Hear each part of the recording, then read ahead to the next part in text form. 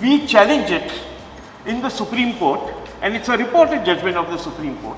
But we must remember what happened in Gujarat. 27th February of 2002, the Godhra massacre took place.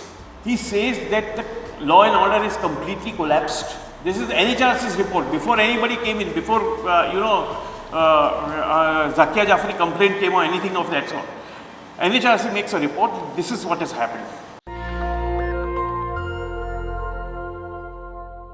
Hindi अच्छी नहीं है, मेरी बम्बईया हिंदी है, सिर्फ बम्बई वाले लोग समझ सकते हैं, शायद जस्टिस माधवपाले समझ सकें, लेकिन बाकी कोई नहीं समझेंगे। इससे मैं अंग्रेज़ी में बात करूँगा, बीच बीच में अगर कोई क्वेश्चंस है तो हिंदी में बोलने की कोशिश करूँगा। See, one thing we must realize about both Himanshu's case as well as Zakia Jafri case judgments. Both those judgments came before anyone was tried and convicted or acquitted. Okay? There has been, I mean, this is I can understand a judgment coming which says at the end of a trial, after things have been tested in cross-examination and examination chief, documents are presented, that somebody deliberately tried to do this, somebody deliberately tried to do that. Here we are faced with a situation where before even a trial begins, okay, before even a trial starts, or before even a trial is allowed to start, people have been targeted, people have been, okay, before even the trial starts, people have been targeted in the sense that they have been, I mean, because of the actions of the Supreme Court, 2 people are already in jail, others are in queue, I guess. They might be not at all scared, but the fact of the matter is that they are in the queue. So that's the reality. As far as the merits of the case, because I believe the Supreme Court judgment in Zakia Jafri is wrong on both the counts. First, it is wrong on merits, which Nizam has already explained, so I will not go into it. And second thing is, it is wrong also in making observations against Tista, Shri Kumar and others, okay, which basically dismisses their entire, virtually, like for Tista, it's like dismissing her entire life's work. You know, for 20 years she has been, and if only they knew that she had, I mean, I know that because I was there in Gujarat from 2nd March 2002 onwards. Tista was also there, that we were not working in air-conditioned cabins as the judges seem to suggest. Okay? There was huge amount of groundwork done, okay? Huge amount of going to the areas, staying in the camps, okay, for days together in order to understand what the problems of the people were. So that's one thing. But the other thing which I think we need to look at is the Supreme Court keeps on saying that the pot has been kept boiling for 16 years. 2006 was the complaint, 2022 is the judgment, so the pot has been kept boiling for 16 years. But we must remember what happened in Gujarat. 27th February of 2002, the Godhra massacre took place, and immediately on that day in the evening, the massacre of the Muslims starts. On 28th, the events which Tanveer described happened, not just in Gulbarg society, but in various other places across Gujarat. And on 1st of March 2002, the National Human Rights Commission takes suo moto action. In 3 days, they realize what is happening is really very sad. National Human Rights Commission, at that time, before the legislative manipulation came, was presided over by a retired Chief Justice of the Supreme Court, and had also other Supreme Court judges as members. They take suo moto action on 1st of March. Okay. In March itself, they visit the chairman, that is the retired Supreme Court Judge, Chief Justice, visits Gujarat for 3 or 4 days, meets people, goes to camps, meets people, makes a report, and in that very report, he says that the law and order is completely collapsed. This is NHRC's report. Before anybody came in, before Zakia Jafri complaint came or anything of that sort, NHRC makes a report. This is what has happened.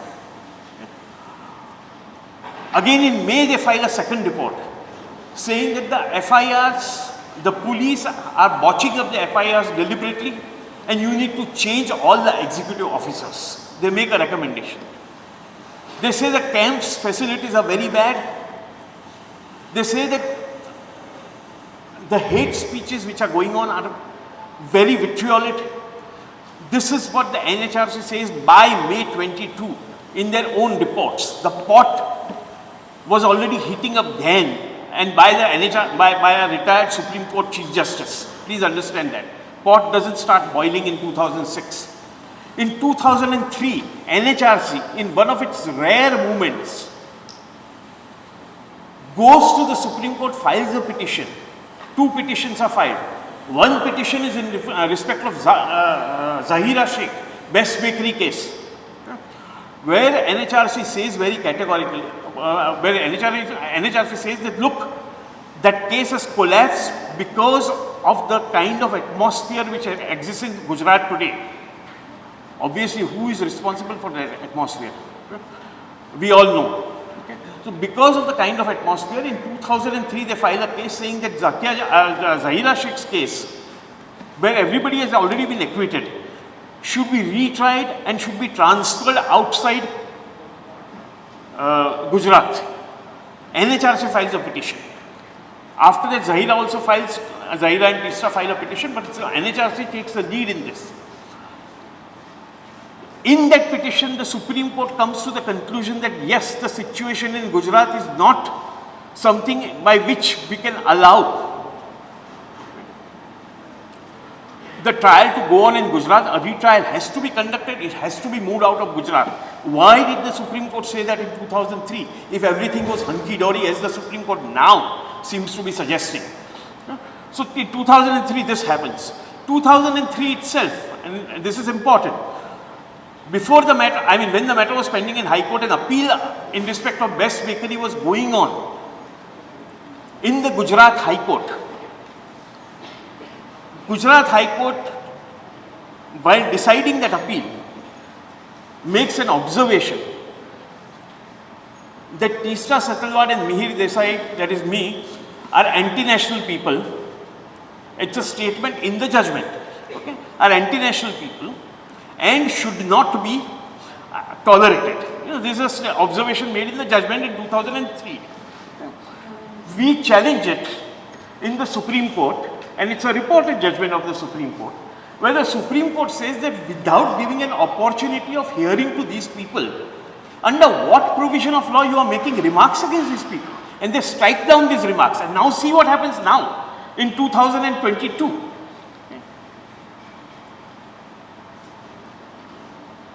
Shri Kumar is not before the Supreme Court. Tisra is before the Supreme Court. But Supreme Court in its para number 2 says that we are not deciding on the locus of Tisra, we will treat this as an appeal only by Zakia and not by Tisra. So technically, Tisra is also not before the Supreme Court. On what basis does the Supreme Court then, which gave an order in 2003 saying that you can't castigate people who are not present before you without giving them an opportunity of being heard as to why you are castigating them? On what basis is the Supreme Court doing it today? That's a question which is very important.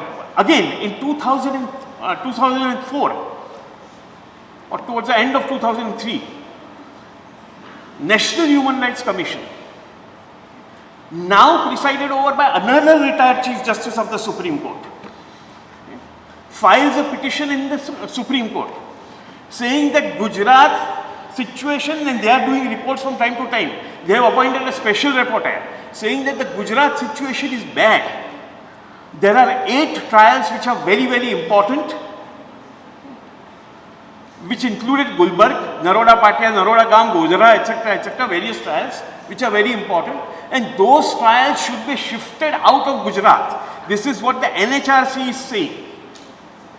In 2003 and 4, Supreme Court recognizes what the NHRC is saying and stays all these trials. The pot was was already boiling by that time. 2003, the Supreme Court, on recognition of the picture brought before it by NHRC, says that these trials have to be stayed because things are compromised in Gujarat at various levels, from top to down. One of the observations where people remember that when Gujarat was burning, the Neros were fiddling, that observation comes in the judgment, okay, in the reported judgment. Next. This is what happens in 2003. In the meanwhile, in 2002, the elections are due in Gujarat. Elections are due in Gujarat in 2002, and at that time, the Election Commission makes a visit to see if the situation is ripe for having elections, fair and free elections in Gujarat or not. The Gujarat government makes a very strong case that the situation is ripe for having elections. There is one officer who files a report before the Election Commission saying that no, the situation is not ripe. This officer was Shri Kumar. In 2003, what does the Supreme Court say in its judgment? That in 2005, after he was denied promotion, he starts talking. No, in 2003, 2002, the Election Commission's report discloses that Shri Kumar has filed this report. It's an open decision. It's not something, it's not a sealed cover procedure.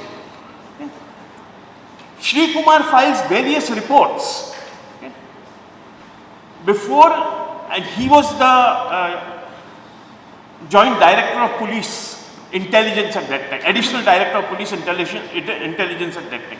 He files reports repeatedly with the government saying that, look, things are, let us allow me to take action against the newspapers, allow me to do this, allow me to do that. Nothing. Nothing. So what do you do? Then he goes before Nanavati Commission, files affidavits. He is told that unless he withdraws what he is doing before the Nanavati Commission, he gets a notice in 2004. Where unless he withdraws what is going on before the Nanavati Commission, we are starting an inquiry against you about how you were appointed in 1999 as a Director General. This is a notice issued to him before, this is after what he does. Then of course he is not granted promotion. He continues filing affidavits. Supreme Court says that, oh, Shri Kumar filed affidavits only after he was denied promotion, without recognizing the fact that he was denied promotion because he filed affidavits, because he filed reports. This is the reality of, and so, while we talk about tea stuff, we should not forget about Shri Kumar, who, and I know Shri Kumar from about 10-15 years, an excellent officer, total integrity, total dedication to his work, okay, will not do a wrong thing, is not residing in some fleshy house, he has his own house, right now of course he is in jail, but that's the situation. This is how and this is the basis on which he is now in jail. Right? And the order which rejects his bail, the Sessions Court order, says one thing, that he dared to file affidavit against the government. Therefore his bail has to be denied. Okay? This is the level at which we are. Coming back to my chronology. So now by 2006 you have the affidavits of Shri Kumar, which depicts how things were happening, and by the intelligence head, okay, depicting how things were happening and how there was a clear case of conspiracy, how everybody was, you know, hand in gloves with each other in doing this at the top level.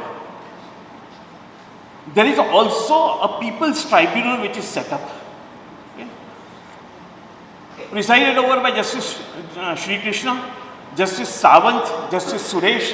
Justice Sawant was a retired judge of the Supreme Court, Justice Suresh retired judge of Bombay High Court. Teesta was the secretary of that. I was also part of that. One day when we were sitting in an office in Ahmedabad discussing what to do, we get a call. The call is from Haren Pandya, who was then a minister in the Modi government. Haren Pandya tells us that I want to talk to you people, but I'll talk confidentially, nothing should be disclosed. Okay? So I'll meet you at a given place, come and meet you. So 4 of us were there, Haren Pandya comes. Haren Pandya tells us that look, on 27th February 2002, a meeting took place in Mr. Modi's house, where Mr. Modi gave these instructions that let Hindus vent their feelings, police should not interfere, okay, for 3 days. Okay. He was a minister. And he discloses this. He tells us, don't tell it to anybody. I mean, don't disclose my name. You can say this, the meeting took place, but don't disclose my name, because I am a minister and I am fearing for reprisals. We don't disclose the name, but somehow, and Shri Kumar says in his affidavits that I was asked to track the movement of Haren Pandya. 6 months later, Haren Pandya gets killed. Okay, now how, when, there are a lot of versions to it, I won't go into that. Now, this fact also came before us. So in 2006, there was a lot of material available by then, that what happened, say, in Gulbarg, what happened in Naroda, what happened in some other place, was not just a spontaneous outburst because of what happened in Godhra. It was much more pre-planned kind of an either inaction, deliberate inaction, okay, or deliberate action. It is in that context that in 2006 a complaint came to be filed by Zakia Jafri, saying that look, I mean, while you are going into Gulbarg, this, that and the other, do not ignore,